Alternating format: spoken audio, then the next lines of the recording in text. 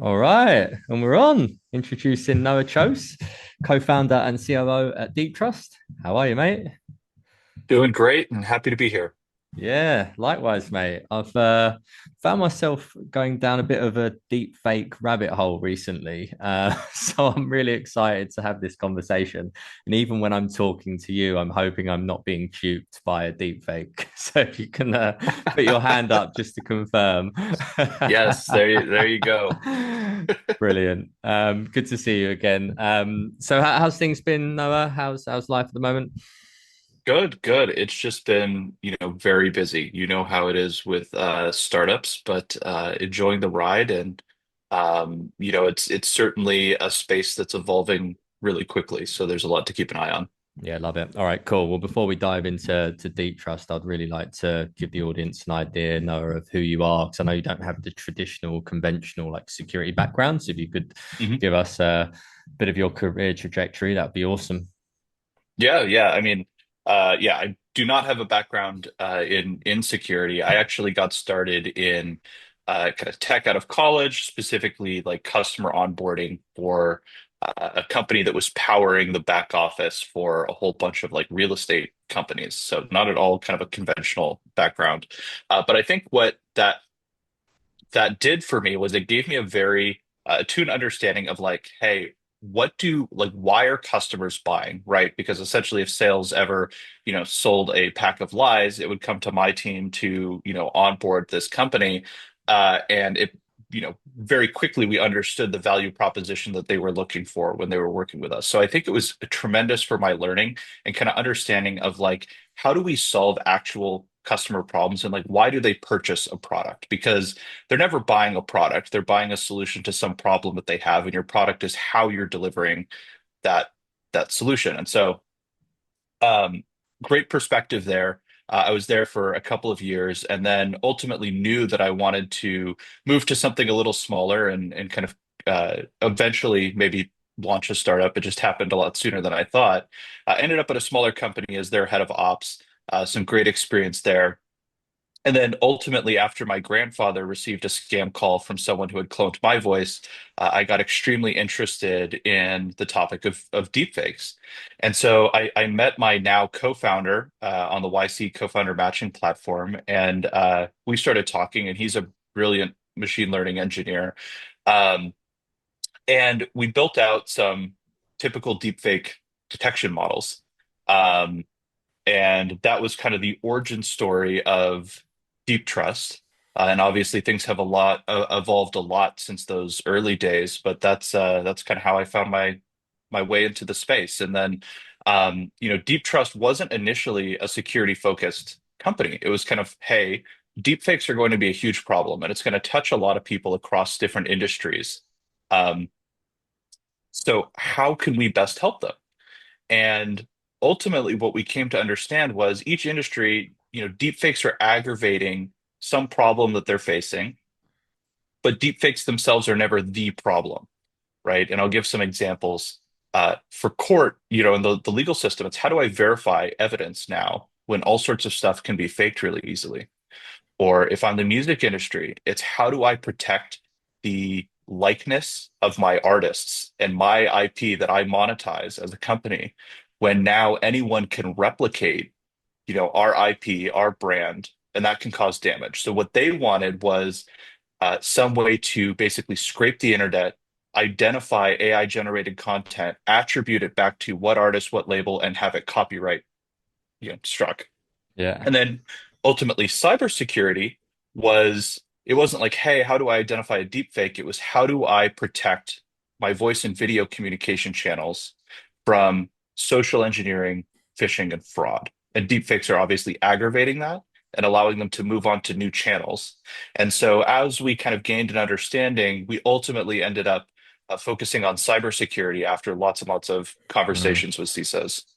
Yeah, yeah, love it. How when you just out of curiosity, so you mentioned you met a man on the YC like matching. How did you decide that he was going to be the right man for you to Yeah, co-found with? Yeah, it's an interesting platform for sure. I think you just kind of treat it a little bit as like networking. You meet a whole bunch of people who are working on interesting things, and most of them are probably not going to be a great fit. But I got connected with him, and what really stood out was his focus and interest on kind of the same problem. So that was enough for me to kind of reach out.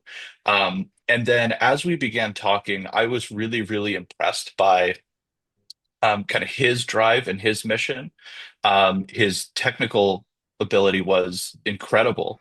And then I just felt like we had a very good working relationship. But that's not something that you just jump into right away. We started working together for like 3 months full time just to see like, hey, is this the right fit? And, are we the right fit? Because starting a company with someone is a serious relationship, and it's not something that you want to rush into from either side. And so it was a really good period where we kind of got to understand each other's, strengths and weaknesses and how we complement one another. And yeah, it ended up working out great. And we've kind of run from Yeah, yeah. there. Great. Obviously, with deepfakes, obviously deepfakes aren't a new thing. So what made you think that like right now is the timing to really go for it? Yeah, yeah. I think that the why now for anything kind of security related is really important, but I think that's kind of from the product side. But even for deepfakes, I think what ended up being kind of the pivotal moment, right, was the quality and the accessibility of the technology. It, over the last probably 2 years has just increased so much. And it's not surprising because there's been so much investment into generative AI. And that's the thing is like deepfakes are just generative AI, and it's a term used for kind of malicious use of generative AI. But at its core, it's just generative AI, and generative AI is a tool. And so, you know, as these generation models became really good, obviously people were going to find some way to abuse them. And so, uh, the technology got so accessible, people started using it, you started hearing about it in the news, and then as a result, misuse really started to spike, and that ultimately started causing, the phishing towards like, the elderly, which is what caused me to get interested in the space, right? But it goes so much beyond that, aggravating a whole bunch of stuff, right? You have your unsolicited and unauthorized, like, pornographic representations of people. You have your cybersecurity attacks, you have, IP and likeness ripped that's affecting the entertainment industry. There's all of these different problems that all of a sudden started really getting worse. Yeah, I was looking at like some of the recent case studies, and I saw that like I believe it's two companies had I think 5.6 million taken. What do you know much about that one? Yeah, yeah. So that was one where, a scammer was using face swapping technology in some calls and then pairing it with legitimate FTX, I guess, kind of liquidation claims or something like that, and then was going to companies and selling that. And it was completely fraudulent. But what was really interesting is obviously the face swapping and stuff gave a lot of credibility to a social engineering attack on a video call.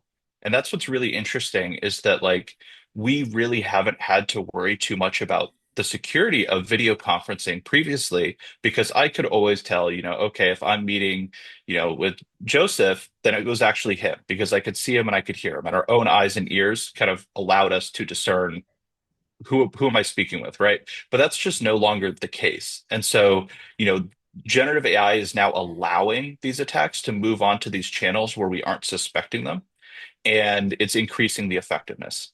And so ultimately, this is an example of that. There was obviously the RUP situation that has gotten a lot of publicity. Um, you know, while the worker who was scammed was out of Hong Kong, it's a UK-based engineering firm.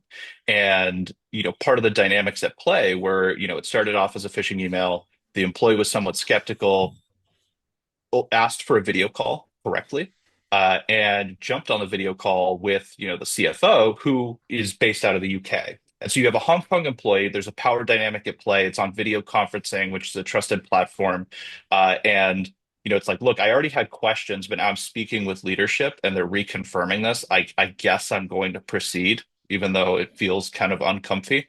Um, and all of these factors, were able to exploit the trust of that employee. Mm. How easy is it do you just need like a still image of somebody's face to be able to create like a video AI deepfake, or do you need like a certain amount of somebody's head position? Mhm. How easy is it, particularly now with the how clever the technology is getting? Yeah. Yeah, so there's a couple different ways you can go about it, right? There's kind of the full clone, which you can see, and there's some commercially available tools for that, right? I have one. There's a great YC startup called Pickle. They make incredible clones, and their angle is you can find them at getpickle.ai. It's Mhm. amazing. I have one. And their angle is, look, post-COVID, everyone's using Zoom Meet and Teams, and sitting on these calls all day with your camera on is exhausting. So you can have a clone that perfectly syncs to your voice and looks like you're speaking and looks lifelike and looks professional, like it's sitting right here on the call. And you're kind of free to walk around or do whatever in the background while still being, quote unquote, present on that call. Now, that one requires the reading of like a 50-second script or something like that, although it's getting shorter.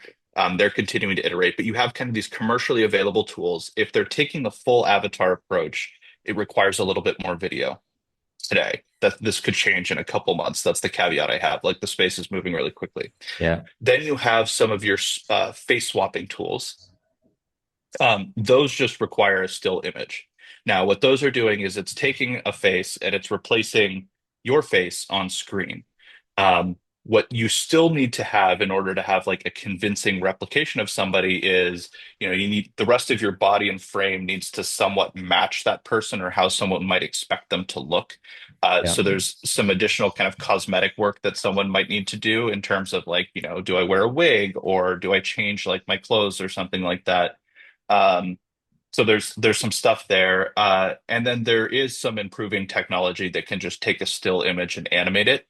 Although I would say as of today, you aren't seeing that quite as much on video calls. Yeah. Yeah, incredible. I think I saw a deep fake where it was like Joe Biden was like walking down somewhere and it looked genuinely Yep, real. And then it got to the yep, point where he was dancing silly, and then you knew it was sort of fake. yeah, But yeah. it really is incredible. So that's actually a caveat I want to make. What I just described was the capabilities for like a live video deepfake. Mm, Obviously, there's other types, right? So I can animate a full video really easy, and there's so many tools out there for that right now. Like it is just not difficult. If you look up, deepfake video or AI video, you're going to find a whole list of tools that you can use. On the voice side of things, one of the things that I do want to call out that's important from a security perspective is like it takes 3 seconds to clone somebody's voice with around 80% accuracy. That's not that much. And so, you're seeing attackers, they can go and use like a sales or marketing tool and scrape a list of phone numbers from people at a company and attribute that with, okay, this person is this name at this company in this role, right? And call up all of these numbers. And if the person picks up, great, I can record their voice. But even if they don't, odds are they probably have a personalized voicemail inbox message. So then I just get it from there. And if I can't get it from there, well, maybe they're on YouTube or, yeah. Twitter or TikTok or something, especially if they're an exec. Wow. Incredible. Well, let's talk a little bit about deep trust then. I know we could talk a lot about the problem, but talk to me a little bit more about deep trust. I know I saw that recently you'd also been accepted for the Google incubator as well, which is exciting. I think there was like 16 other companies. Is that right? Yeah, yeah. So excited about that. Yeah, so I mean, Deep Trust was kind of born out of that origin story of like a lot of concern around deepfakes, but ultimately settling on the problem of voice and video based social engineering, phishing, and fraud. Um, and obviously, we started with deepfake detection, but what we realized is, look, this problem exists whether or not a deepfake is used. And what a company is buying isn't the ability to detect deepfakes, it's buying comprehensive protection for its employees on voice and video communication channels. And so for us, that really kind of unlocked an understanding of, okay, we need a much more comprehensive system that allows people to trust the integrity of their communication channels and protect employees from social engineering. And, as we took that approach, it allowed us to kind of build out some layers. And so as it stands today, Deep Trust is a a system that allows you to protect calls across voice over IP channels. And we call it, intelligent call security for conventional and deepfake threats. And essentially what that means, right, is if I'm an employee, I can join my calls across whatever platform because we might be a Zoom organization, but the reality is I'm getting invited to calls on Teams or I'm getting invited to calls on Meet, right? You're all over the place. Deep Trust will kind of follow you wherever you go, and it's there in the call. And if it identifies a threat, it's going to give me actionable real-time coaching, on how to navigate that. And we can tailor that to an organization's policies and procedures and structure. So we can take like all of their security training, all of their processes and everything, and give prescriptive guidance to an employee in real time. So like, hey, remember to follow these steps for a two-factor authentication, or loop in this person for a wire transfer, here's your guys' process. Or hey, just because there's a screaming baby in the background doesn't mean you get to skip this, Yeah. step. All these kind of classic social engineering tactics. And then on the detection side, the way it works, right, is we're able to understand the call holistically, right?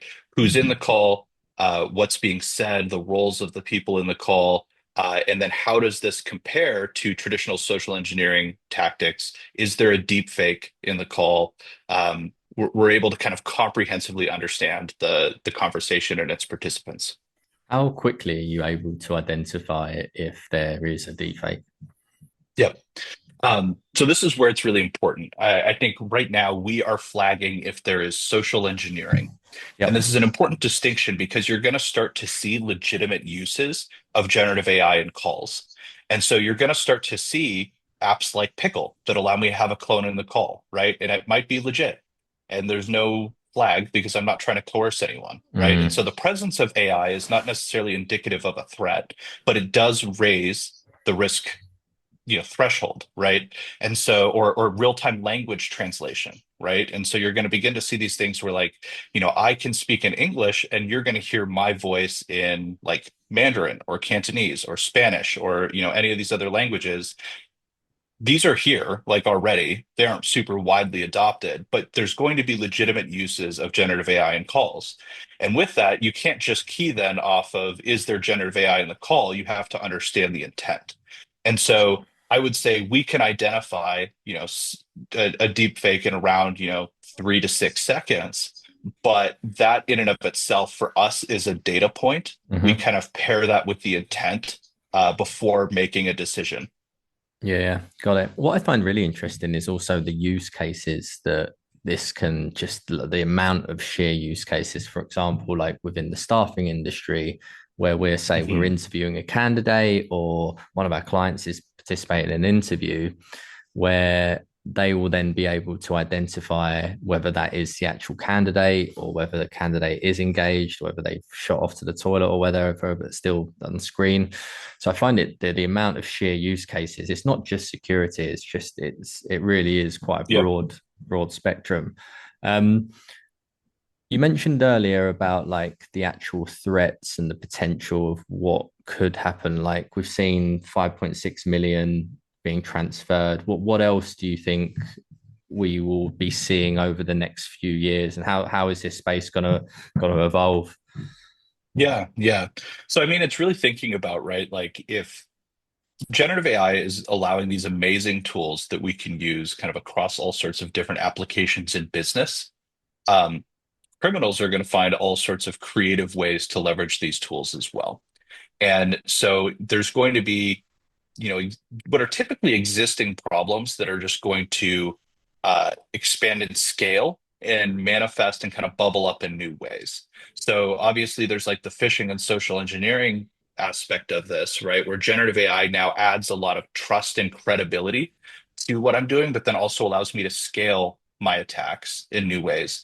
So, the prediction I would have is you're going to see a lot more stuff coming on voice and video channels, and the reason for that is, well, now I can do this at scale in ways that I wasn't able to before. It used to take one highly skilled social engineer to, target somebody and reach out to them personally and get them to take an action.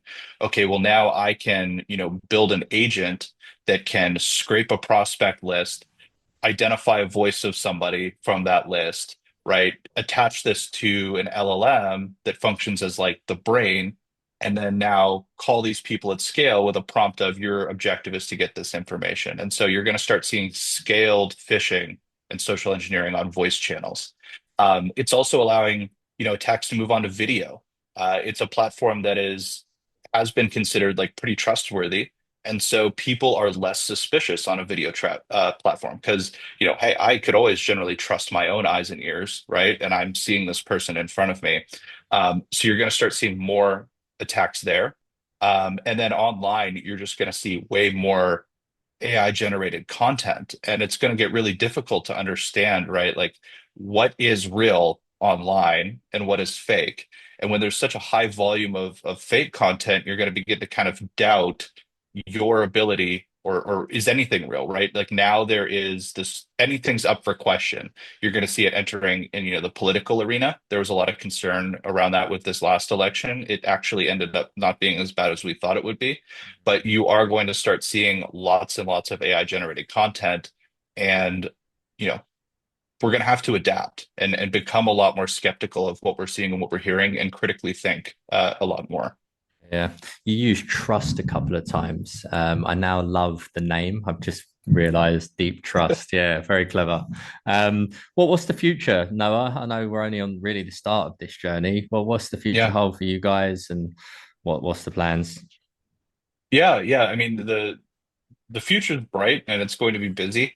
You've There's just scared so everyone. much. Yeah. Well, there's like so much to do. Now, the good news is like we're going to be okay, right? Like we're working in the problem space. There's a lot of other awesome companies out there that are working in the problem space. Um, there's going to be solutions to each of these problems. Now, right now, we are in, uh, there's kind of two adoption curves, right? There's the adoption curve for generative AI, and then following that, there's the adoption curve of like all the various tools that are popping up to like mitigate a lot of the problems that are being aggravated by malicious use of generative AI. And so we're in this phase right now where the generative AI adoption and usage has greatly outpaced the adoption and usage of all the tools that are addressing a lot of these problems.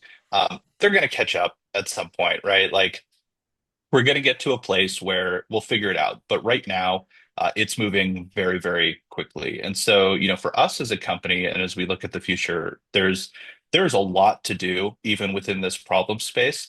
But longer term, I think we would like to, you know, help build, the trust layer for the internet, which is, ambitious, and a lot of people have talked about it, but we're getting to a point where, okay, if there's now so much doubt that's been introduced into everything, then we need a reliable way to understand the origin of all kind of digital content and communication and have kind of a record of provenance as far as where it came. And so, within this problem space, there's plenty for us to do in security, but there's stuff that we can maybe move into later on. Mm. But, as a startup, you have to be extremely focused. And so for the time being, our sole focus is voice and video call security. Yeah, brilliant. I would like to just direct people to your Substack as well. You write a lot of interesting stuff, particularly about deepfake, cyber AI, the full works, and there's also some stuff around like actually building a startup as well, which I found. So there was a ton of resources on there.